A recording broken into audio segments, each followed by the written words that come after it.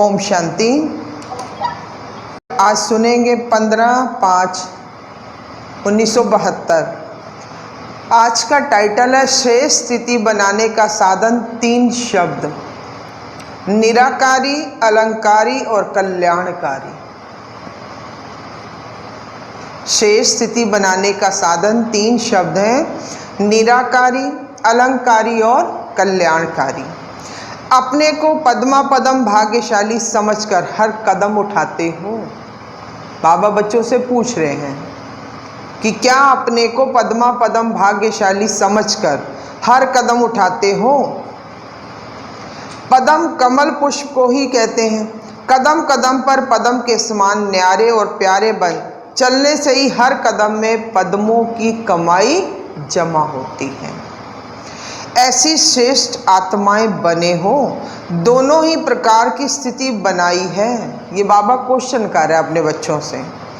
एक कदम में पदम तो कितने खजाने के मालिक बन गए। ऐसे अपने को अविनाशी, धनवान व संपत्तिवान और अति न्यारे और प्यारा अनुभव करते हो। ये चेक करना है कि एक ही कदम पदम समान स्थिति में रहते हुए पद्मों की कमाई के बगैर ना उठे। बाबा ने आज बच्चों को अटेंशन खिंचवाया कि हमारा एक भी कदम पद्म समान स्थिति में रहते हुए पद्मों की कमाई के बगैर ना उठे। इस समय ऐसे पद्मपति अर्थात अविनाशी संपत्तिवान बनते हो, जो सारा कल्प संपत्तिवान गाए जाते हो। आधा कल्प स्वयं विश्व के राज्य के, अखंड राज्य के, निर्विघ्न राज्य के अधिकारी बन जाते हो। यानी सारा पुरुषार्थ कहाँ करना है? संगम पर। एक संगम पर पुरुषार्थ करना। और बाबा ने कहा पूरे कल्प के लिए आप निर्विघ्न अधिकारी, संपत्तिवान, अखंड राज्य के अधिकारी बन जाते हो। और फिर आधा कल भक्त लोग आपकी स्थिति का गुणगान करते रहते। कोई भी भक्त को जीवन में किसी भी प्रकार की कोई कमी का अनुभव होता तो किसके पास आते हैं? आप लोगों के यादगार चित्रों के पास। चित्रों से भी अल्पकाल की प्राप्ति करते हुए अपनी कमी व कमजोरियों को मिटाते रहते हैं। सोचो कितनी बड़ी बात है कि भक्त जो है पत्थर की मूर्तियों के सामने जाकर अपनी हर मनोकामना को पूर्ण कर सकते हैं। जब पत्थर की मूर्तियां उन्हें इतना सब कुछ दे सकती हैं, तो क्या हम चैतन्य आत्माएं किसी की मनोकामना पूर्ण नहीं कर सकते हैं? तो बाबा ने कहा चित्रों से भी अल्पकाल की प्राप्ति करते हुए अपनी कमी व कमजोरी को मिटाते रहते। सारा कल प्रैक्टिकल में व यादगार रूप में सदा संपत्तिवान, शक्तिवान, गुणवान और वरदानी मूर्त बन जाते हो। तो जब एक कदम भी उठाते हो तो एक संकल्प भी करते हो। ऐसी स्मृति में रहते हुए, ऐसे अपने श्रेष्ठ रूप में स्थित होते हुए बाबा ने क्या चलते हो? ये बाबा ने हम बच्चों से क्वेश्चन किया। जैसे कोई हद का राजा जब अपनी राजधानी की तरफ देखेंगे तो किस स्थिति और दृष्टि से देखेंगे, किस नशे से देखेंगे? ये सभी मेरी प्रजा है या बच्चों के समान है? ऐसे भी आप लोग जब अपनी सृष्टि की तरफ देखते हो या किसी भी आत्मा के प्रति आपकी नज़र जाती है, तो बाबा कहते हैं क्या समझकर उसे देखते हो? ऐसे समझकर देखते हो कि यह हमारी विश्व जिसके हम मालिक थे वह आज क्या बन गई है, और अभी हम विश्व के मालिक के बालक फिर से विश्व को मालामाल बना रहे हैं, संपत्तिवान बना रहे हैं, सदा सुखदाई बना रहे हैं। इस नशे में स्थित होकर उसी रूप से, उसी वृत्ति से, उसी दृष्टि से हर आत्मा को देखते हो। है ना? बाबा ने कहा जब भी किसी आत्मा की तरफ हम देखें या विश्व के ग्लोब की तरफ देखें, तो बाबा ने कहा हमारी सोच क्या होती है।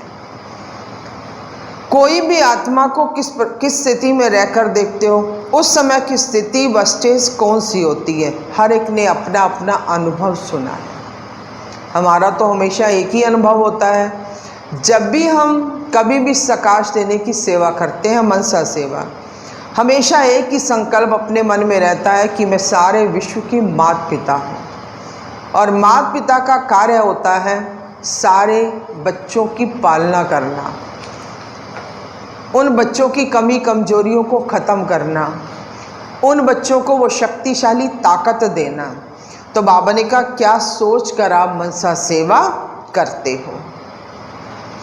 हर एक ने अपना अनुभव सुनाया, जो भी सुनाया है तो सभी यथार्थ, क्योंकि अभी जबकि अयथार्थ को छोड़ चुके हो तो भी जब बोलोगे यथार्थ ही तो बोलोगे।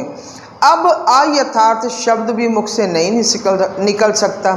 जब भी कोई आत्मा को देखो तो वृत्ति यही रखनी चाहिए कि इन सभी आत्माओं के प्रति बाप ने मुझे वरदानी और महादानी निमित्त बनाया है। वरदानी व महादानी की वृत्ति से देखने से कोई भी आत्मा को वरदान व महादान से वंचित नहीं छोड़ेंगे। जो महादानी व वरदानी होते हैं उनके सामने कोई भी आएगा तो उस आत्मा के प्रति कुछ ना कुछ दाता बनकर देकर जरूर जाएगा। तो बाबा ने कहा कोई को भी खाली नहीं भेजेंगे। तो ऐसी वृत्ति रखने से कोई भी आत्मा आप लोगों के सामने आने से कभी हाथ खाली वापिस नहीं जाएगी। यानी जो भी कोई अपने मन में संकल्प लेकर आए, बाबा ने कहा आप सिद्धि स्वरूप आत्मा बनकर उसके हर मनोकामना को पूर्ण करो। तो बाबा ने कहा तो ऐसे अपने को समझकर हर आत्मा को देखते हो। दाता के बच्चे दाता ही होते हैं। जैसे बाप के पास कोई भी आएगा खाली हाथ कभी नहीं भेजेंगे, ऐसे ही फॉलो फादर जैसे स्थूल रीति से कोई को भी बिना कोई यादगार सौगात के नहीं भेजते, कुछ ना कुछ निशानी ज़रूर देते हैं।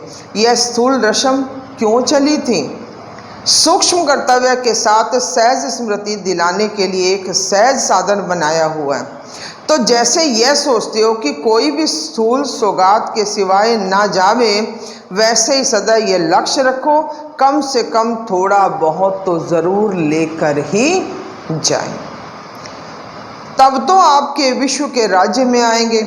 ऐसे सदाचारी और सदा महादानी दृष्टि वृत्ति और कर्म से भी बनने वाले ही विश्व के मालिक बन जाते हैं। सुना, बाबा ने बिल्कुल क्लियर कह दिया। ऐसे ही सदाचारी और सदा महादानी दृष्टि वृत्ति और कर्म से भी बनने वाले ही विश्व के मालिक बनते हैं। सदा ऐसी स्थिति में रहें, अर्थात सदा संपत्तिवान समझकर चलें। इसके लिए 3 शब्द सदा याद रखने हैं। जिन 3 शब्दों को याद करने से सदा और स्वतः ही यह वृत्ति रहती है, वह 3 शब्द कौन से हैं? सदा निराकारी, अलंकारी और कल्याणकारी। पहला है निराकारी, दूसरा है अलंकारी और तीसरा है कल्याणकारी। अगर ये 3 शब्द याद रहें तो बाबा ने कहा सदा अपनी स्थिति श्रेष्ठ बना सकते हो, चाहे मनसा हो, चाहे कर्मणा हो, चाहे फिर सेवा में हो। तीनों स्थिति में अपनी ऊंची स्थिति बना सकते हो। जिस समय कर्म में आते हो तो अपने आप को चेक करो कि सदा अलंकारी मूर्त होकर मैं चलता हूँ। अब बाबा ने इसको क्लियर किया कि कहाँ किस चीज़ की ज़रूरत पड़ती है। बाबा ने कहा जब भी कर्म में आते हो सदा चेक करो कि क्या मैं अलंकारी मूर्त होकर चलता हूँ। अलंकारी मूर्त देहंकारी नहीं होते। अलंकार में अहंकार खत्म हो जाता है। इसलिए सदैव अपने अलंकारों को देखो कि स्वदर्शन चक्र चल रहा है। अगर सदा स्वदर्शन चक्र चलता रहेगा तो अनेक प्रकार के माया के विघ्नों के चक्र में आ जाते हो। यह नहीं आएंगे, सभी चक्रों से स्वदर्शन चक्र आपको छुड़ा दे। जब हमारे अंदर में स्वदर्शन चक्र चलता रहता तो बाबा ने कहा माया का कोई विघ्न हमारे सामने ठहर नहीं सकता। तो सदैव यह देखो कि स्वदर्शन चक्र चल रहा है, कोई भी प्रकार का अलंकार नहीं है, अर्थात सर्व शक्तियों से शक्ति की कमी है। अब यह शक्तियां नहीं तो सर्व विघ्नों से व कर्म सर्व कमजोरियों से भी मुक्ति नहीं है। कोई भी बात में, चाहे विघ्नों में, चाहे अपने पुराने संस्कारों में, चाहे सेवा में, कोई भी असफलता का कारण अगर बनता है और उस कारण के वश कोई ना कोई विघ्न के अंदर आ जाते हो तो समझ लेना चाहिए मुक्ति ना मिलने के कारण आज हमारे पास शक्ति की कमी है। विघ्नों से मुक्ति चाहते हो तो शक्ति धारण करो और अलंकारी बनकर ही रहना है। अलंकारी समझकर नहीं चलते, अलंकारों को छोड़ देते हो, बिना शक्तियों के मुक्ति की इच्छा रखते हो, तो बाबा कहता फिर कैसे आपकी शक्ति पूर्ण हो सकती है? क्वेश्चन मार्क दिया बाबा ने। इसलिए ये तीनों ही शब्द सदा स्मृति में रखते हुए फिर यह कार्य करो। इन अलंकारों को धारण करने से सदा अपने को वैष्णव समझेंगे। भविष्य में भी विष्णु वंशी बनेंगे, लेकिन अभी वैष्णव बनेंगे, तब फिर विष्णु के राज्य में विष्णु वंशी बनेंगे।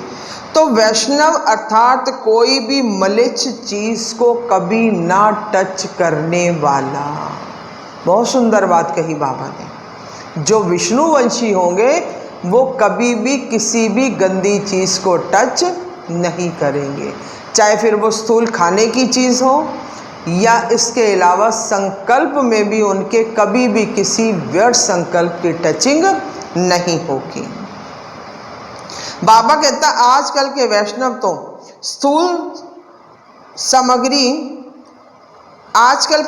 तो स्थूल तामसी चीज़ों में वैष्णव हैं, लेकिन आप तो श्रेष्ठ आत्माएं हो।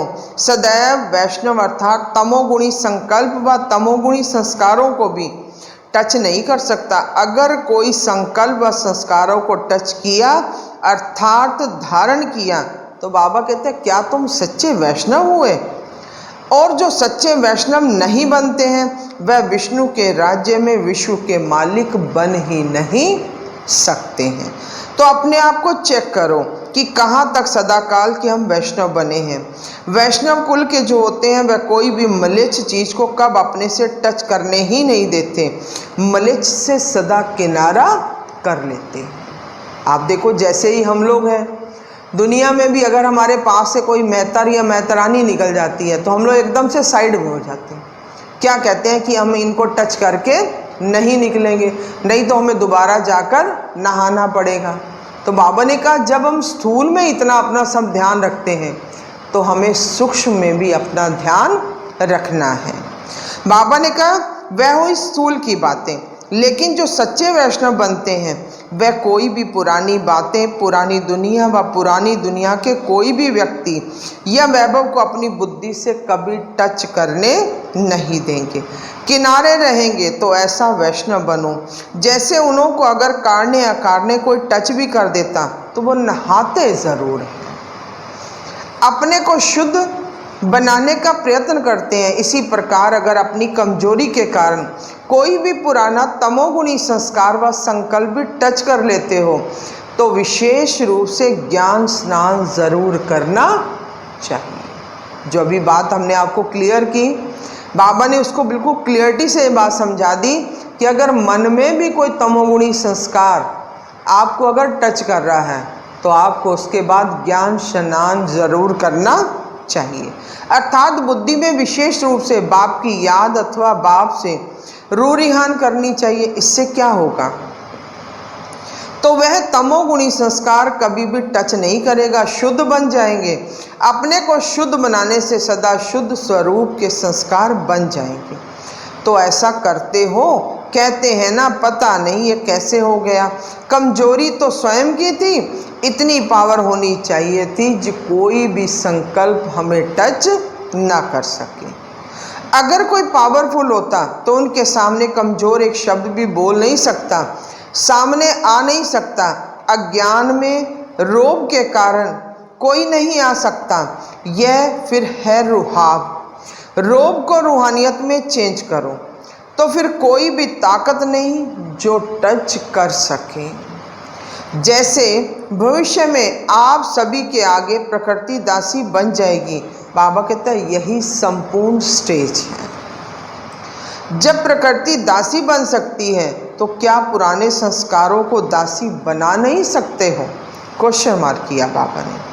जैसे दासी व दास सदा जी हजूर करते, वैसे ही ये कमजोरियां भी जी हजूर कर खड़ी होंगी, टच नहीं करेंगी। ऐसी स्थिति सदा के लिए बना रहे हो। अभी कहाँ तक पहुँचे हो? आजकल की बात ऑफर रही या अभी अभी की बात है या फिर वर्षों की बात है? अभी है आज और कल की। आजकल और अभी समय में बहुत फर्क हो गया है। बाबा कहता टीचर की कमाल यही है जो सभी को टीचर बनावे। आप टीचर नहीं हो, अपने आप के आप टीचर बने हो तो रिजल्ट को नहीं जानते हो क्या? बाबा ने कहा यही बाप समान बनाने का कर्तव्य करना है। बाप टीचर अगर टीचर ना बनावे तो फिर टीचर ही कैसा, है ना? कोई भी टीचर अगर अपने समान नहीं बना सका तो बाबा कहा वो टीचर कहलाने के लायक नहीं। अगर अपने आप के टीचर बन करके नहीं चलेंगे तो संपूर्ण स्टेज तक भी नहीं पहुंच सकेंगे। तो अपने टीचर नहीं बनते, वही कमज़ोर हो जाते हैं। सदैव यह देखो कि जो हम लोगों की महिमा गाई जाती, ऐसी महिमा के योग्य हम बने हैं।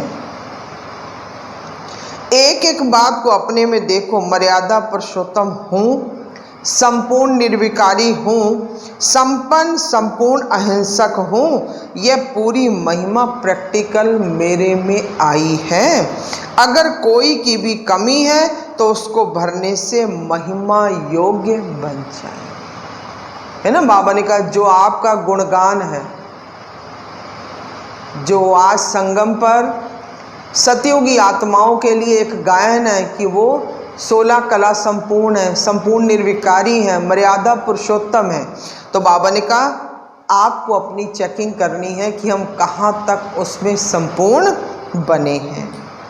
अगर कोई की भी कमी हो तो उसको भरने से महिमा योग्य बन जाएंगे। तो ऐसे सदा और सच्चे वैष्णव बनने वाले ही लकीएस्ट भी हैं और हाईएस्ट बच्चे भी हैं। ऐसे बच्चों को बाबा की नमस्ते। अच्छा, ओम शांति।